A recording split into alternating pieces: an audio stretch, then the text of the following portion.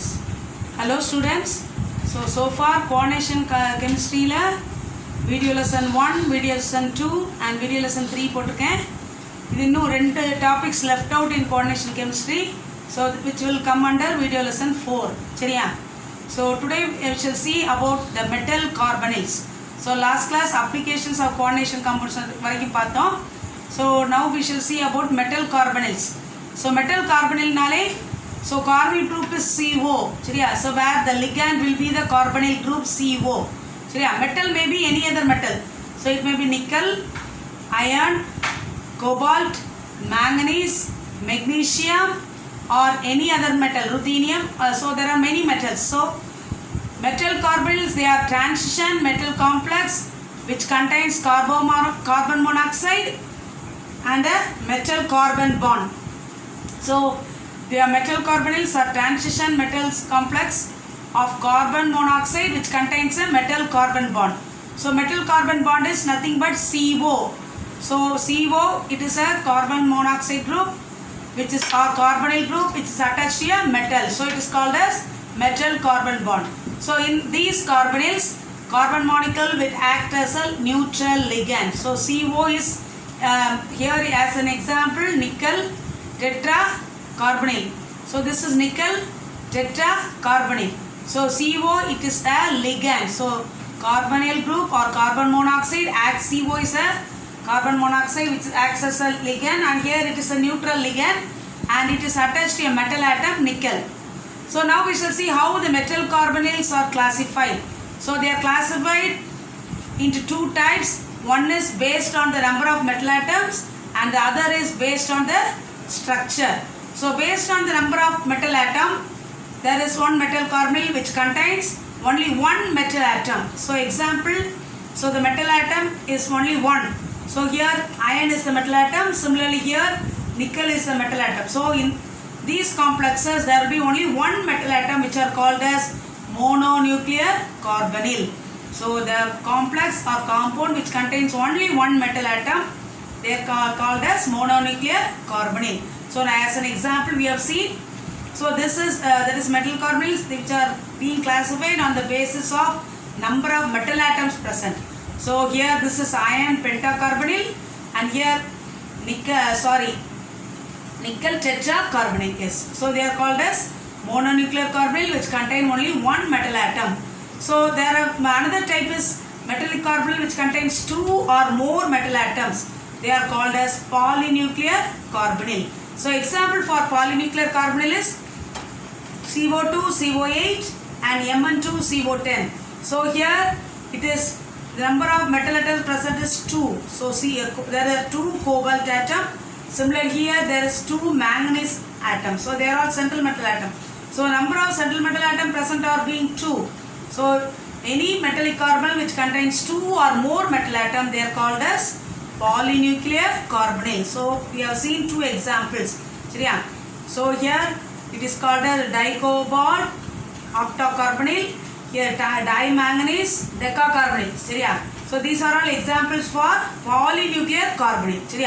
So based on the number of metal atom we have seen there are 2 types. One is mononuclear carbonyl where the complex compound contain only one metal atom, and the another one is polynuclear carbonyl where the compound contain 2 or more metal atoms. So they are called as polynuclear carbonyls.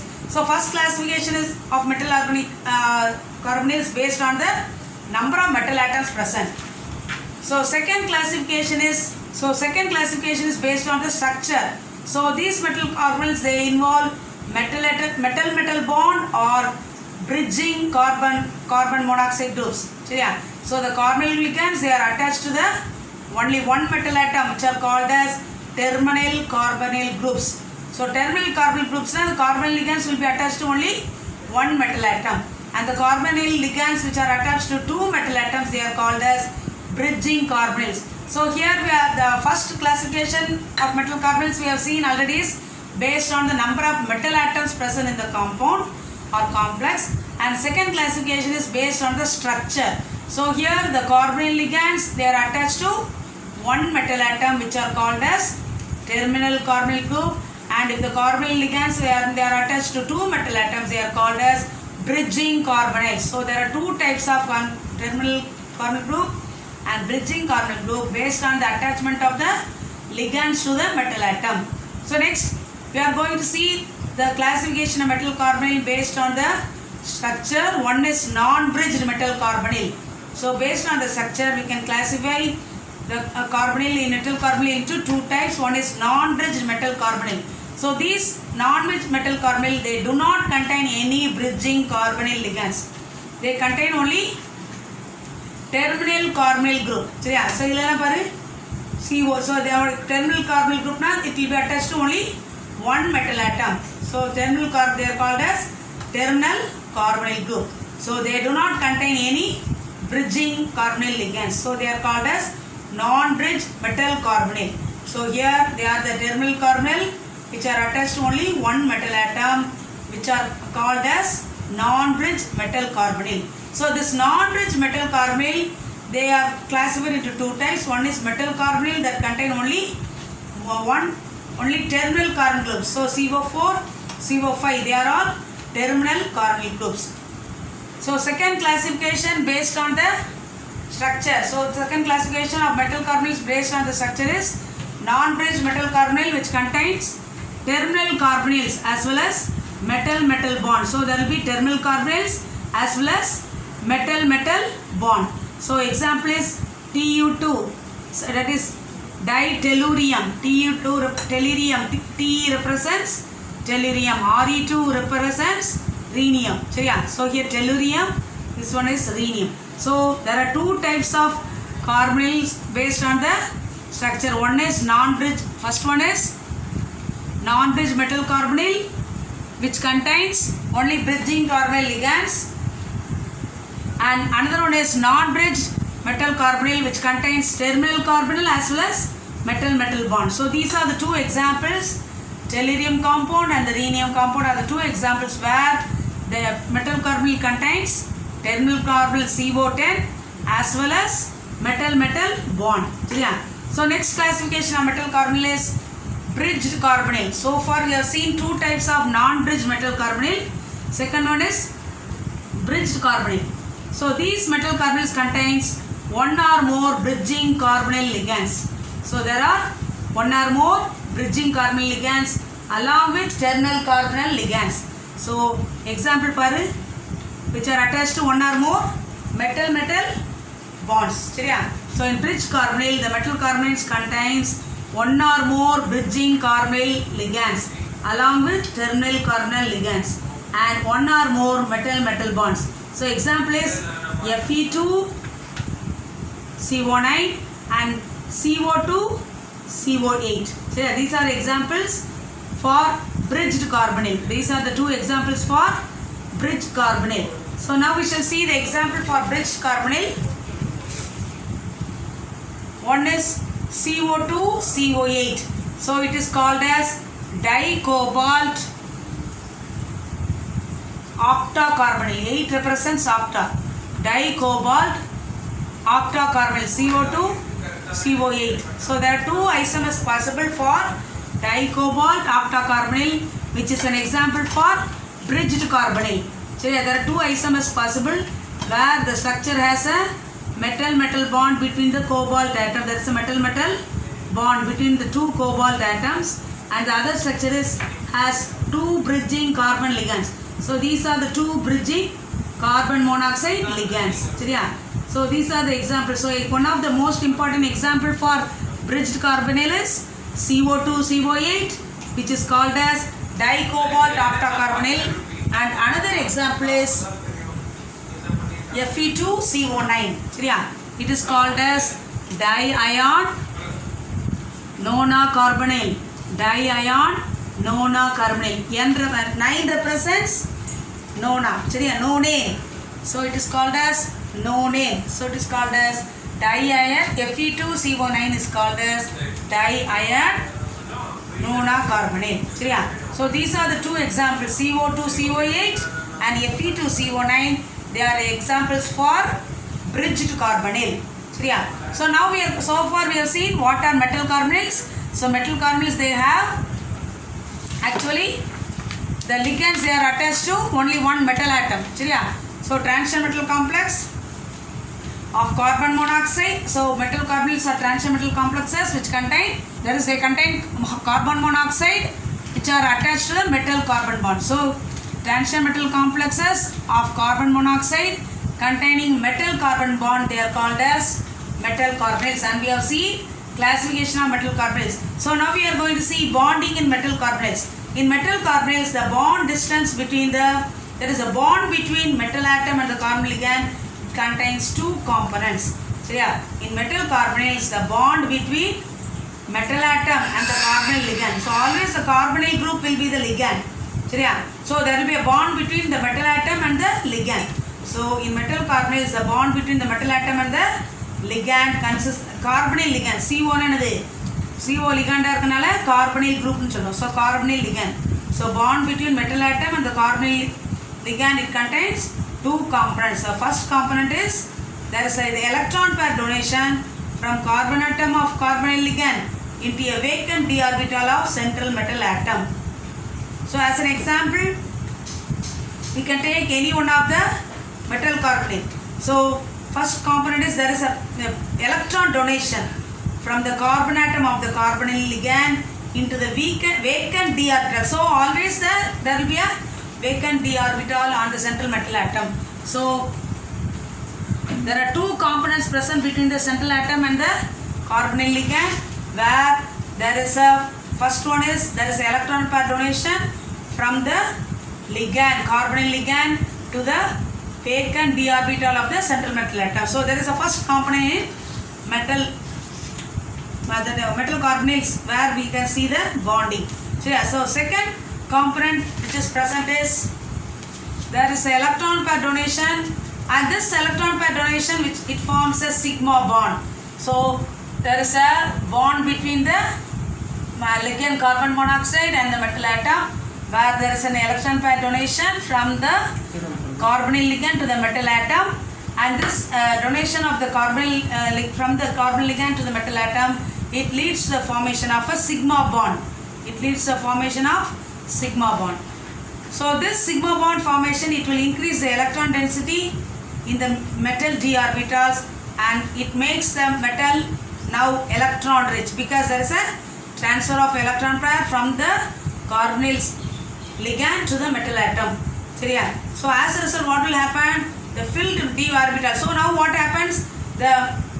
It becomes electron. The metal atom becomes electron rich, and so the filled metal d orbital, they interact with the empty pi orbital on the carbonyl ligand. So there is a empty pi orbital present in the carbonyl ligand. So what will happen? The filled metal d orbital interacts with the empty pi star orbital on the carbonyl ligand, and as a result, what will happen? There is a pi back bonding. So here as a result, pi bond is being formed between the carbonyl ligand and the metal atom. So there are two bonds which are formed between the carbonyl ligand and the central metal atom due to the electron pair donation, first from the ligand, carbonyl ligand to the central atom, which leads to the formation of a sigma bond. So as a result, what will happen? The central metal atom becomes electron rich, and again they donate back the electron to the carbonyl bond of the complex, which leads to the formation of pi bond. So here it is called as pi back bonding, because again the electron, the d orbital, electron present in the d orbital of the metal atom, again it is being transferred to the carbonyl ligand, which is called as pi back bonding. So it is called as pi bond. So first there is a sigma bond formed between the central metal atom and the ligand, and again there is a pi bond which is formed between the ligand and the central metal atom of the metal carbonyl. So there are two bonds formed between the ligand as well as central metal atom, which is called as sigma bond and pi bond. So thus in metal carbonyl, electron density, it will move from ligand to metal through sigma bonding, and from metal to ligand through pi bonding. So there are two bonds which are favored. First there is a movement of electron density from the ligand to the metal atom, which leads to the sigma bond, and again there is a movement of electron density from the ligand metal ion to the central metal atom to the ligand, which is called as pi bond. So there are two types of bonds formed in metal carbonyls, which are sigma bond and pi bond. So now the lesson coordination compounds, it is almost over. So now you note down the important questions in coordination chemistry. First one is explain postulates of Werner's theory. Second question is write the limitations of valence bond theory. Third question is titanium complex is colored while scandium complex is colorless. Explain. Fourth question, what is linkage isomerism? Explain with example. Fifth question, based on VB theory. So VB theory is called valence bond theory. Based on valence bond theory, explain why chromium complex is paramagnetic and nickel complex is diamagnetic. So sixth question, in octahedral crystal field, draw the figure to show splitting of d orbitals. Seventh question, give the difference between double salt and coordination compound. Eighth question, what is crystal field splitting energy? Ninth question, what is crystal field stabilization energy? 10th question, what are hydrate isomers? Explain with example. 11th question, write oxidation state, coordination number, nature of the ligand, magnetic property, electronic configuration in octahedral crystal field for the complex K4, MnCN6. So all the questions I have taught in the video lesson. 12th question, explain optical isomerism. 13th question, explain ionization and coordination isomerism. 14th question, what is geometrical isomerism? So listen here students. So I want you to write all questions. 14 questions are more important. The question avlo na 14 questions padichi in the weekend. So tomorrow is Saturday. So you write the question Monday. So you study 2 days. You study all the 14 questions from coordination chemistry lesson. Study thoroughly and write the answer in a long size note. Take up the photo and send to my WhatsApp. So படிச்சு என்ன செய்யணும், உன்னுடைய chemistry noteல இந்த 14 questions நான் பாப்பேன். I'll check up whether you have written all the 14 questions. எல்லாத்தையும் படிச்சுட்டு எழுதணும். படிக்காம எழுதுனா waste. So coordination chemistry lessonல உள்ள 14 questions படிச்சு நல்லா தரவா படிச்சுட்டு நோட்டில் எழுதி இல்லைன்னா பேப்பரில் எழுதி நோட்டில் எழுதப்போ தான் சேஃபாக இருக்கும். நோட்டில் எழுதி எனக்கு வாட்ஸ்அப்பில் என்னுடைய வாட்ஸ்அப்பில் இதுக்கான ஆன்சர் அவ்வளோ எழுதி டியூஸ்டே யூ டு சப்மிட். சரியா? டியூஸ்டே வந்து என்ன செய்யணும், எழுதி வாட்ஸ்அப்பில் எனக்கு அனுப்பு. சரியா? எல்லாத்துக்குமே மார்க் உண்டு, மார்க் அலாட்மெண்ட் உண்டு. சும்மா சொல்கிறேன்னு நினைக்காத. இன்டர்னல் மார்க் உன்னுடைய பெர்ஃபார்மன்ஸ் தக்கதை ஏற்கனவே நான் எழுதியிருந்தேன் உனக்கு வாட்ஸ்அப்பில் உன்னுடைய குரூப்பில் போட்டிருந்தேன். So based on your performance only you will be given the internal mark. Yeah. So study thoroughly all the 14 questions, write in your note, take up a photocopy and send to my WhatsApp. Yeah. Idu poga I have given 21 word in coordination chemistry. I hope you have all studied one word from lesson 5 coordination chemistry and marked in your textbook. Book back like 20 question irukku. Seriya 20 questions are there. அதில் answer with the answer I have sent the questions. சரியா? So study the one word also and mark in your textbook. one word எல்லாம் தரவாக படிச்சுட்டு டெக்ஸ்ட்புக்கில் அந்த கொஸ்டினுக்கு என்ன செய்யணும், mark பண்ணிடணும் ஆன்சர். சரியா? Yes. Hope you will cooperate and study the level best. Thank you.